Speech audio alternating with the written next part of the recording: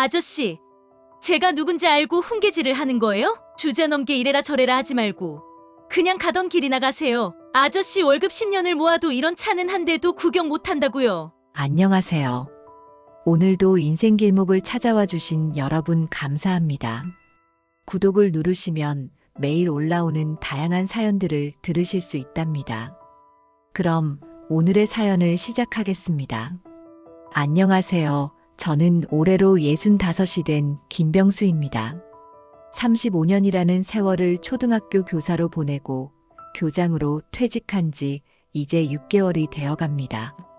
아침이면 늘 들리던 아이들의 경쾌한 발걸음 소리도 쉬는 시간의 제잘거림도 이제는 아득하게 느껴지는 추억이 되었습니다. 교직 생활 내내 저는 늘 아이들에게 가르쳤습니다. 여러분은 누군가에게 도움이 되는 사람이 되어야 해요.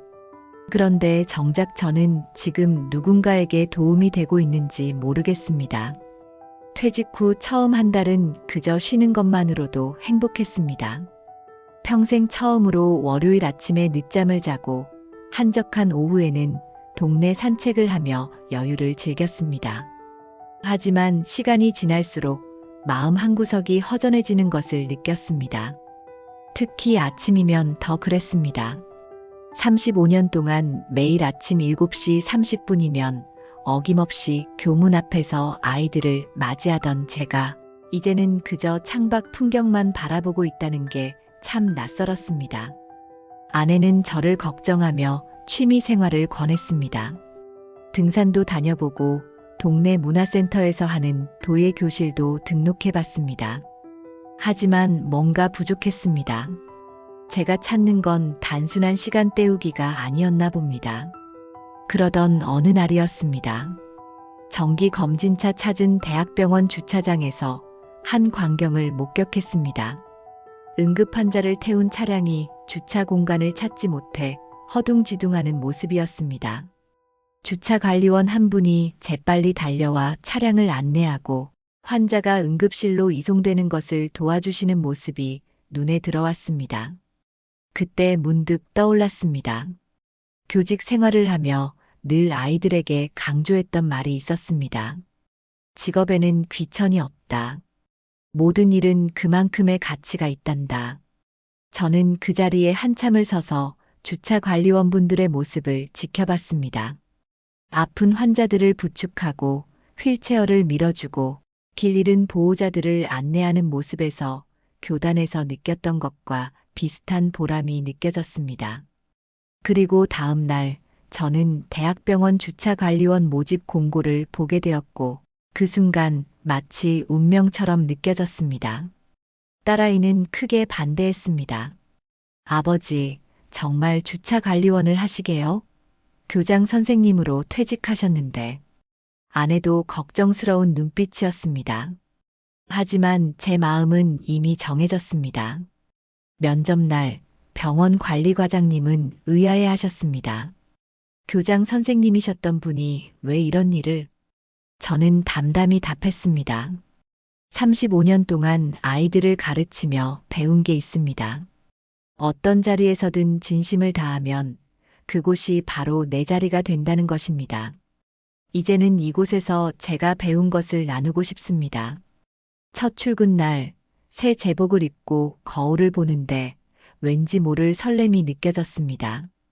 교실 대신 주차장에 선다는 게 낯설었지만 가슴 한켠에는 따뜻함이 묻어났습니다.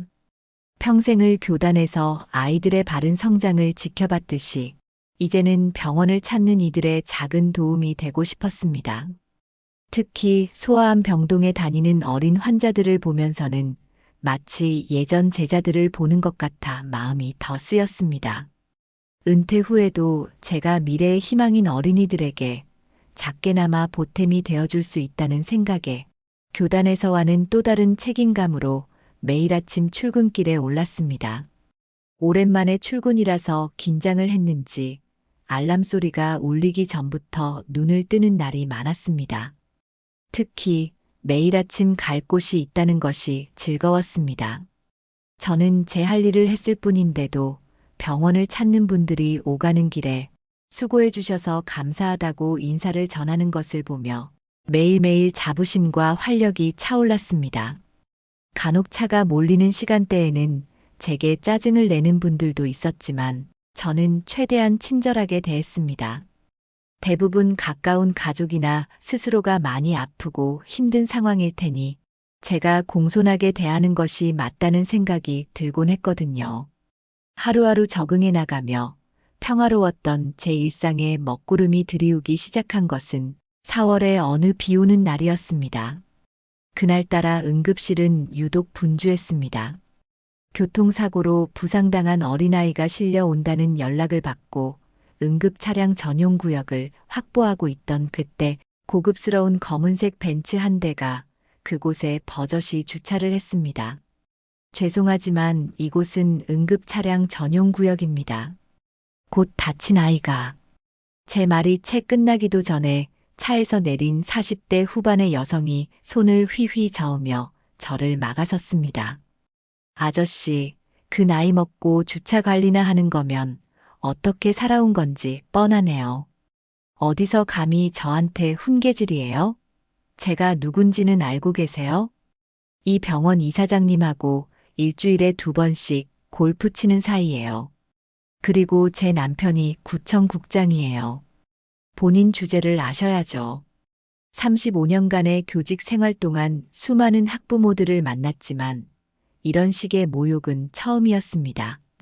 가슴 한켠이 찌릿하며 아파왔습니다. 하지만 전 여전히 교육자의 마음가짐을 잃지 않으려 노력했습니다. 그래도 규칙은 지켜주셔야 합니다. 어머, 이런 데서 훈계하시기 전에 본인 처지나 좀 보세요. 주제도 모르고.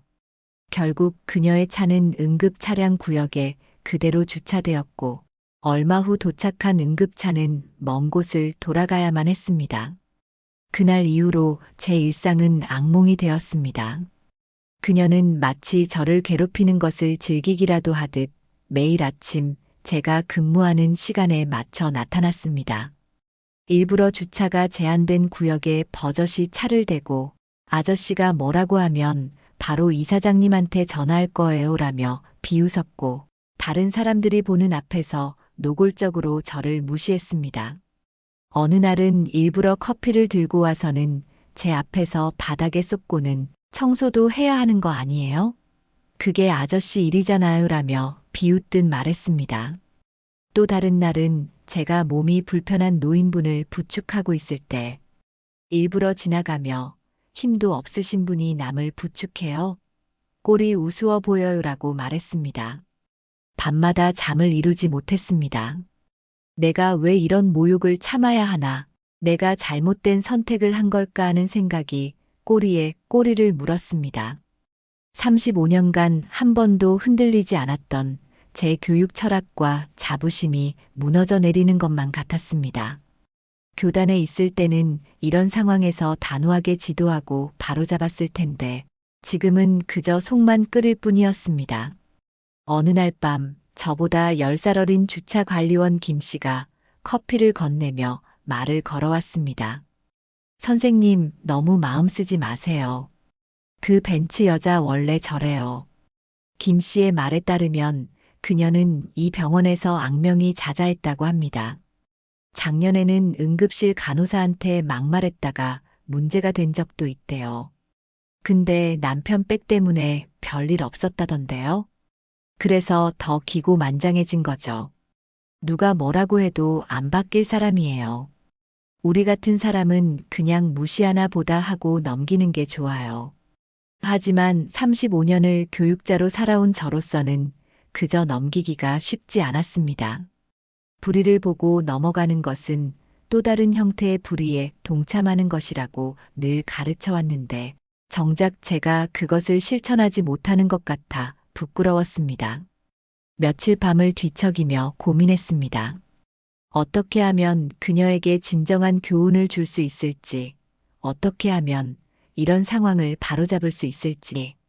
하지만 깨달음은 강요할 수 없는 것이었습니다. 교단에서도 늘 그랬듯이 상대방이 스스로 깨닫지 않으면 어떤 가르침도 소용없다는 것을 알고 있었습니다. 그래서 더 마음이 아팠습니다. 응급 차량이 신속하게 환자를 이송하지 못하는 것을 보면서도 제가 할 수 있는 것이 아무것도 없다는 현실이 너무나도 속상했습니다. 선생님, 우리가 그런 사람 때문에 스트레스 받을 필요 없잖아요. 저 사람은 원래 저런 거고. 김 씨의 위로가 오히려 더 마음을 무겁게 했습니다. 원래 저런 거니까라는 말로 불의를 정당화하는 것이 교육자로서 저의 양심에 크게 걸렸습니다. 하지만 현실은 제 이상과는 달랐습니다. 이제는 교탁 앞에선 교사가 아닌 주차장의 관리원일 뿐이었으니까요. 그래도 제 마음 한켠에는 여전히 작은 희망이 남아 있었습니다. 언젠가는 그녀도 깨닫게 될 거라고, 모든 생명이 소중하고 규칙은 모두의 안전을 위한 것이라는 걸 알게 될 거라고. 하지만 그날이 언제가 될지, 혹은 그런 날이 정말 올지는 알 수 없었습니다. 집으로 돌아와 거울을 보는데 눈물이 흘렀습니다. 내가 정말 이렇게 무기력하기만 한 사람이었나. 아내는 제 손을 잡고 그만두세요. 당신이 이런 모욕까지 참으며 일하실 필요 없어요라고 말했지만 그럴수록 더 비참해졌습니다. 교직에 있을 때 늘 아이들에게 가르쳤던 말이 떠올랐습니다. 직업에 귀천이 없고 잘못한 게 없으면 떳떳하게 살아야 한다는 말이었죠. 며칠 뒤, 그날 밤의 폭우는 유난히 거셌습니다. 주차장 입구에 차단기가 고장난 채 축 처져 있었고 역류한 빗물이 입구를 점점 잠식해 가고 있었습니다. 순찰을 돌던 중 검은색 벤츠 한 대가 미끄러지듯 주차장 입구에 멈춰섰습니다. 평소 저를 무시하던 그 여성의 절박한 외침이 빗소리에 묻혀 들려왔습니다. 아이가 위급하다는 것을 직감적으로 알 수 있었습니다. 뒷좌석으로 달려가 보니 초등학생으로 보이는 아이가 고통에 몸부림치고 있었습니다. 이마에 손을 대자 뜨거운 열기가 전해졌습니다. 우산을 가져오라는 그녀의 말은 이미 들리지 않았습니다. 저는 망설임 없이 아이를 등에 업었습니다. 35년간의 교직 생활 동안 수없이 많은 아이들을 보아왔지만 이렇게 뜨거운 체온은 처음이었습니다. 퇴직 후 틈틈이 운동을 해둔 경험이 이런 순간에 도움이 될 줄은 몰랐습니다. 아이를 업은 채 빗속을 뚫고 응급실까지 단숨에 달렸습니다. 의료진들이 재빠르게 아이를 처치실로 데려갔고 체온이 40도가 넘는다는 말이 들려왔습니다. 백혈병 환자라 위험한 상황이라는 의사의 말에 가슴이 철렁 내려앉았습니다. 그녀는 의료진들과 급한 이야기를 나누느라 제게 눈길 한 번 주지 않았습니다. 괜찮았습니다. 인사를 받고 싶어서 한 일은 아니었으니까요. 하지만 발걸음이 떨어지지 않았습니다. 젖은 옷이 몸에 달라붙어 추웠지만 밖에서 기웃거리며 아이의 상태를 계속 살폈습니다. 1시간쯤 지났을까요? 복도 끝에서 급한 발소리가 들려왔습니다. 구청 재난 담당 국장이라는 신분증을 든 남자가 숨을 헐떡이며 달려왔습니다. 순간 그의 얼굴을 보고 저는 숨이 멎는 것 같았습니다. 아주 오래전 제가 담임을 맡았던 제자 서민국이었습니다. 그 시절 반장이었던 아이가 이제는 아버지가 되어 있었습니다. 민국이는 처음에는 저를 알아보지 못했습니다. 비에 흠뻑 젖은 주차관리원 아저씨가 왜 응급실 앞에서 서성이는지 의아해하는 눈치였습니다. 그러다 제 얼굴을 자세히 보더니 그의 눈빛이 순식간에 달라졌습니다. 한참을 믿을 수 없다는 듯 저를 바라보던 그가 눈시울을 붉혔습니다.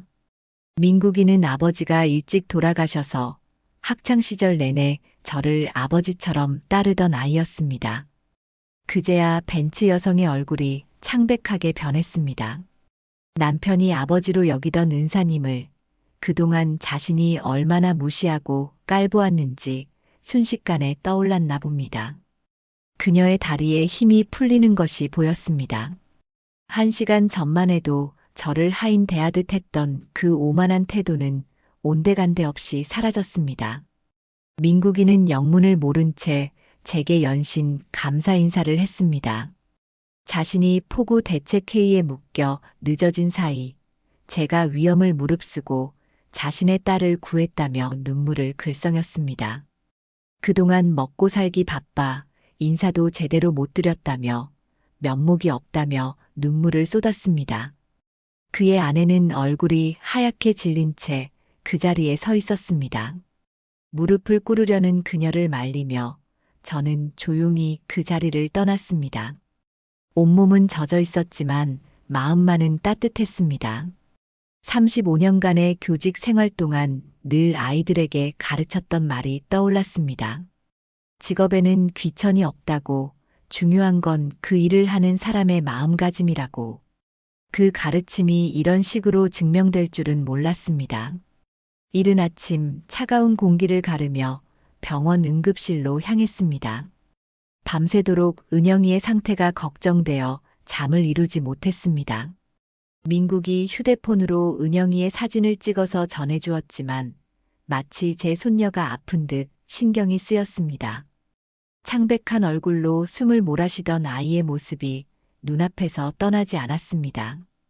병실 앞에서 망설이고 있을 때 복도 끝에서 그녀의 모습이 보였습니다.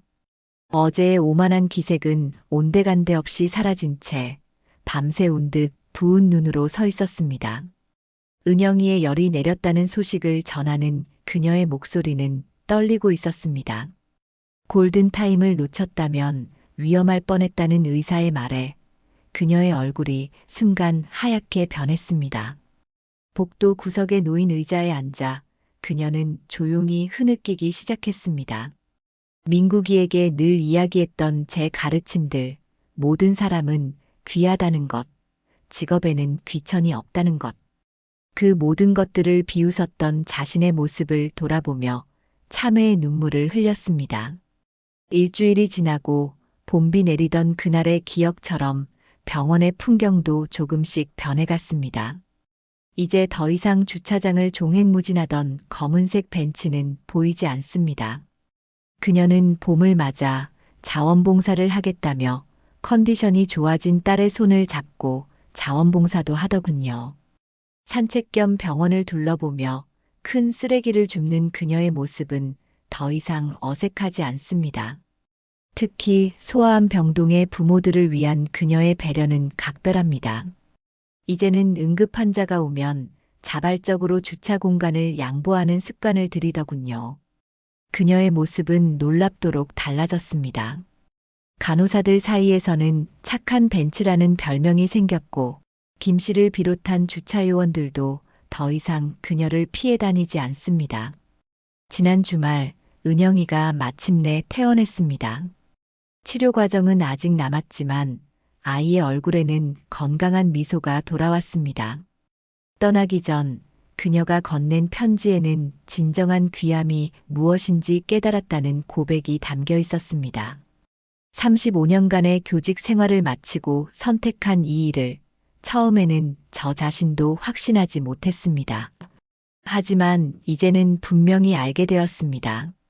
가르침은 단순히 교실 안에만 존재하는 것이 아니라는 것을. 우리가 서 있는 모든 자리가 삶의 교실이 될 수 있으며 우리의 작은 행동 하나가 누군가의 인생을 바꿀 수 있다는 것을. 그리고 무엇보다 나이를 떠나 삶에서 늘 배움을 잃지 말아야 한다는 것을 말입니다. 오늘도 저는 새벽 공기를 가르며 주차장으로 향합니다. 때로는 삶이 우리를 예상치 못한 곳으로 인도하지만 그곳에서도 우리는 여전히 서로에게 스승이 되고 제자가 될 수 있다는 것을 이제는 깊이 이해합니다. 그리고 이제는 민국과 그의 처, 은영이까지 명절마다 우리 집에 인사를 오곤 합니다. 이제는 주차장에서 만나는 모든 순간과 모든 사람들이 제게는 새로운 수업의 시간이 되었습니다. 그리고 그 수업에서 저는 매일 삶이라는 가장 위대한 스승 앞에서 겸손히 배워가고 있습니다.